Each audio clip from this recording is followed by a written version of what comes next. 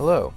Today I will be demonstrating how to make the traditional Bulgarian dish Banista, as well as describing some of the science that's involved in making it. Banista is a member of the Borek family of pastries and is comprised of a mixture of eggs, feta cheese, and Bulgarian yogurt that is spread between many layers of butter and phyllo dough. Phyllo is an unleavened pastry dough made with a small amount of oil that is repeatedly rolled and stretched to paper-thin sheets. For this demonstration, I will be using 8 ounces of store-bought phyllo, 80 grams of feta cheese, half a cup of Bulgarian yogurt, 2 eggs, and 40 grams of butter plus extra for the pan. I'll begin by properly washing my hands and sanitizing the work area to prevent contamination of the food. Liberally butter the pan to prevent the dough from sticking.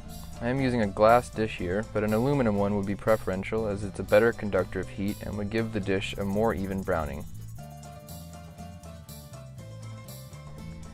Mix the wet ingredients together. Make sure the cheese, yogurt, and eggs are refrigerated below 40 degrees Fahrenheit, as they're all high in moisture and protein and very susceptible to contamination. Using a fork, mash the cheese with other ingredients until most of the large chunks are gone and a loose, lumpy batter consistency is achieved.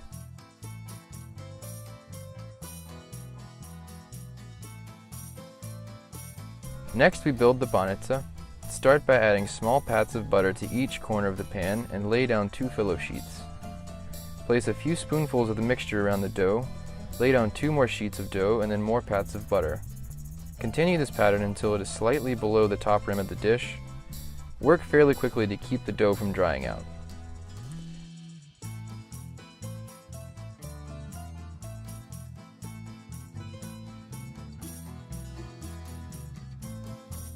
Finish by drizzling melted butter on top to facilitate browning and improve the overall appearance. Bake at 350 degrees Fahrenheit for 35 to 40 minutes, or until a minimum of 160 degrees Fahrenheit is achieved, as banista is an egg dish.